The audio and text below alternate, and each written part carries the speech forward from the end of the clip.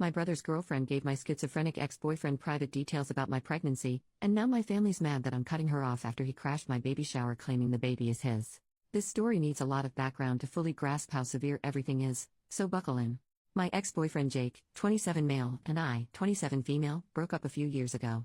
We had been together for over 5 years and were thinking about marriage and buying a house together. In the last year of our relationship, everything fell apart. Long story short, he had a sudden psychotic episode and was placed in a mental health ward, mental health facility attached to a hospital, for his safety. Following this, his entire personality changed and he developed delusions, hallucinations and paranoia which never went away. A large part of his paranoia revolved around me controlling people around him and thinking I was trying to make him look crazy. He also constantly accused me of cheating on him and told me many times that he hated me. He was let out of the hospital after some time and I took responsibility for him. This change in him was heartbreaking. He was eventually diagnosed with schizophrenia. I did everything I could to be there for him. I went to all of his mental health appointments and stayed up at night to make sure he didn't leave the house alone. He was prone to wandering out at night when experiencing psychosis. Things became too much for me to handle. He became angry and his paranoia about me made it impossible to help him. He didn't trust me to be close to him, but at the same time he didn't want me to leave his sight as he was convinced I was cheating. When he seemed to be doing a little better mentally, I broke up with him. I waited until I felt he would be okay on his own and helped organize for him to move back in with his parents. I was filled with guilt for that decision, but it was the right choice for me. I was struggling. For months I received no love and was used as an emotional punching bag. I did my best. He wasn't the same person anymore and his resentment for me was intense.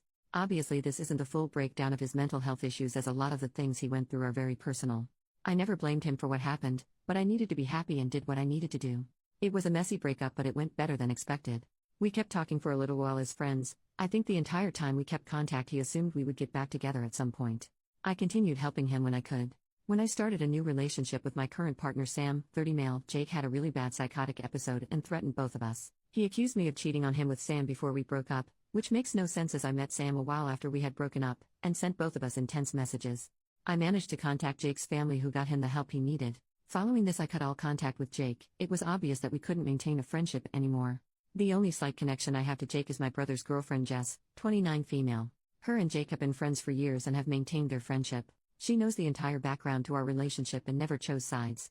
I would say I am close with her. We have always been friendly. It always made me happy to know that Jake still had a good friend to confide in. Shift forward to March 2022. I got pregnant with Sam's baby in January and was 3 months pregnant. I had just told my family and close friends about the pregnancy. I told everyone to keep it quiet as I didn't feel ready to publicly announce it. I was incredibly emotional, nauseous, and in no state to deal with any potential fallout at that point. Less than 24 hours passed after telling my side of the family and I received a phone call from Jake. He had found out I was pregnant and left a voicemail saying he would be filing for custody of the baby. Obviously he was in a psychotic episode, so I ignored his calls and let his family know that he had reached out to me. By this point it had been over a year since we had even spoken. He has no idea where I live or work, so I'm not worried about him showing up physically to confront me. I knew the only way he could have found out would have been through Jess. I called and confronted her about it and she admitted to it. She was extremely apologetic and said she didn't think it would matter. She thought he would be fine with the news and said he deserved to know. I was upset by this, but I hadn't explicitly told her not to tell Jake, so it could have just been a mistake. Even though I told her to tell no one, I bit my tongue to keep the peace. I forgave her but made it very clear that she shouldn't tell Jake any more information about me or the baby, and she agreed it wouldn't ever happen again. I didn't hear anything from Jake for months. Last weekend was my baby shower. Sam and I had the baby shower together. It was more of a party than a traditional baby shower. We hired a function room at a bar and invited 80 people to come celebrate. We were all having a great time until I saw Jake standing at the bar, looking around.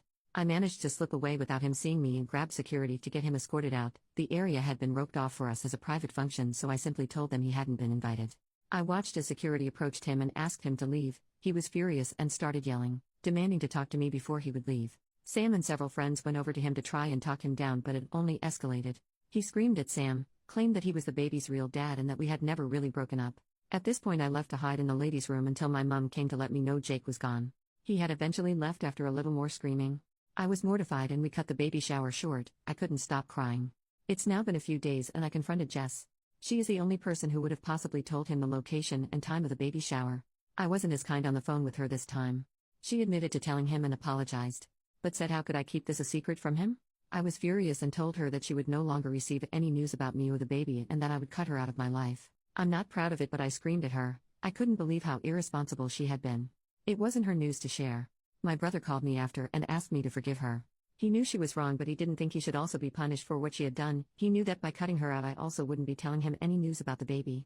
In part, he thought I should blame Jake for his reaction and not Jess, that she hadn't known he would show up. The damage was already done and I should let it go. But I honestly don't blame Jake for what happened. He is mentally ill and needs help. It's not his fault, and I know he will regret all of this when he comes back to a more clear headspace. I told his family what had happened and they told me he was readmitted to the mental health ward. He had threatened to harm himself if he wasn't allowed to see my baby. Regardless of whether I think he is at fault, I definitely don't feel safe with Jake now. I have a child to think about, and him thinking it is somehow his is pretty scary. I haven't budged with Jess or my brother. My family all think I should forgive her so my brother can meet his niece or nephew. We don't know the gender. But I just can't trust her. She already broke my trust once and I'm furious. I could have been hurt if Jake had confronted me at the shower. So many things could have gone wrong. I don't know what to do. I'm heartbroken that my brother may not get to meet this baby for a while. But I'm scared that she could tell Jake information about the baby that could put us in danger. My parents and other family members have all agreed not to tell Jess or my brother any information about the baby upon threat of also being cut out. I just don't know how long I can feasibly cut them out before I crack. Sam is obviously on my side with all of this. If it wasn't for him, I would be in a much worse state. Any advice would be appreciated. I'm finding it hard to stick to my guns on this and worry that news will leak to Jess from other family members. My parents were particularly hesitant to promise not to tell my brother when the baby is born. Update: after I made that post, I was overwhelmed by the response from everyone. Thank you for all of the amazing advice I received. It definitely put everything into perspective for me and made me take things more seriously. Decided I should post an update as I received a lot of messages asking what had happened. I received a lot of comments doubting the motives of Jess, and unfortunately you guys were right. So, I had my baby earlier than anticipated. I'm happy to announce that Sam and I now have a beautiful son. He is currently 10 weeks old and was born at 38 weeks. We are absolutely smitten with him and couldn't be happier. Not long after I made my original post, Sam and I moved into a new house. We had been living in a one-bedroom apartment and decided we needed more space for our growing family. Part of our decision on our house was that it was further away from my brother and Jess. Our apartment had only been a 5-minute drive from them, and I felt uncomfortable knowing that Jake could potentially be visiting and we could run into him while walking the dog. I also didn't trust that Jess hadn't told him where we lived. Our new house is now a 45-minute drive away from them, and I feel much safer. We didn't tell them the location of our new home. We had been living in our new house for about a month with no issues. I heard from Jake's family that he was on an extended mental health hold at the hospital as his psychotic episode was not subsidizing and he refused to take his medication. I also warned them about his relationship with Jess and they seemed to take it seriously. They would keep an eye on them and told the hospital that she was not to be allowed visitation with him. My family stopped pestering me to forgive Jess. My mom had a heart-to-heart with me and finally understood why I had to cut my brother out. I didn't hear anything from my brother. Apparently my mom had stepped up and had a conversation with him about the severity of what Jess had done. It broke my heart to push my brother away as we had been so close. But after reading all of your comments, I knew that I had to be responsible and keep my baby safe. Unfortunately, things didn't stay so calm. After a few months, I received a call from Jake. He had finally been released from the hospital and was embarrassed about his behavior at the baby shower. He told me he knew that the baby wasn't his. He cried and asked to speak with Sam. He wanted to personally apologize to him. Sam didn't want to talk to him. I told him I forgave him. I knew it wasn't his fault and that we should move on. I was also very firm with him and told him that under no circumstances would I let him be around me or my baby. If he tried to contact us, I wouldn't hesitate to call the police. He accepted that and our conversation ended. About 2 weeks later, Jake showed up at Sam's workplace, demanding to speak with him. They had a short conversation where Jake broke down in tears and begged to be forgiven. From what Sam told me, he didn't seem to be stable. In his apology, he said, "I'm so sorry for confronting you in public like that. I should have spoken to you privately. Clearly you didn't know the baby isn't yours and you were humiliated in front of your friends." Paraphrasing here. Sam didn't want to provoke him, so he said he accepted his apology and asked him to leave. Sam then called me to let me know what had happened. I was shattered. Obviously Jess had told him where Sam worked. I called Jake's family to let them know what had happened. They told me the next day he hadn't come home and were extremely worried. He wasn't meant to be driving as his license had been suspended. He had been caught speeding several times, but he had taken his mom's car without her permission. A few days later, he was found by police in a building that was under construction, completely out of it and confused. He had driven 20 hours away from our town. He was taken to the local hospital and placed in their mental health ward. His family flew up to retrieve him. To this day, I still haven't heard any updates on Jake. I assume he is still in a mental health facility. His family always updates me when he is released. After all of that, my brother called me and asked if he could meet up with me for lunch one day. He sounded upset on the phone, so I agreed. We met at a McDonald's. Then he told me all the crazy stuff that had happened with Jess. Apparently when Jake got out of the hospital, following the baby shower incident, he had shown up at their house to see Jess. My brother was really worried because he could tell that Jake was in a manic episode. He kept an eye on Jake while he visited and noticed that he was being extremely touchy-feely with Jess, who started to seem flirty with him as well. It made him really uncomfortable, so he made an excuse about him and Jess needing to go to a friend's house. When Jake left, him and Jess had a massive fight. He confronted Jess about the flirty behavior and she was extremely defensive. She flat out denied that she had been flirting or that Jake had been touching her at all. My brother decided to drop it. Not long after, we later realized this happened on the same day that he had gone to Sam's workplace. Jake showed up at their house again, but this time Jess was at work. My brother works from home. Jake told him that he was in love with Jess, confessed that they had been sleeping together, and showed him a bunch of text messages between the two of them to prove that he wasn't making this up. My brother asked him to leave. When Jess got home, he confronted her. At first she tried to deny it but eventually confessed. She begged my brother to forgive her. She had realized after his outburst at the baby shower that she didn't love him. My brother was furious and told her to stay with her parents for a while. Ever since then he hasn't heard from her. It's been months now and it looks like things are over between the two of them. My brother feels terrible about what Jess did to me. Although I want to let him back into my life fully, I still don't trust that he won't eventually get back together with Jess. The two of them haven't officially broken up, and until that day comes I won't be sharing my address or photos of our son with him. So far my brother has met our son once at my parents' house. I still don't know why Jess decided to tell Jake about my pregnancy. But I'm so glad she isn't in our lives anymore. I haven't heard anything from her or Jake since. I'm constantly worried he could show up again. I've developed some strange OCD behaviors after it all, needing to check that all our doors are locked 5 times and touching all of the windows in our house before I can go to sleep. Other than that, things have been peaceful so far, and Sam and I have been able to enjoy our new life as parents. New update. Figured I may as well give an update as I received a lot of messages. So this is for anyone that may pass through and see this. Unfortunately, I don't have great news to share in this update.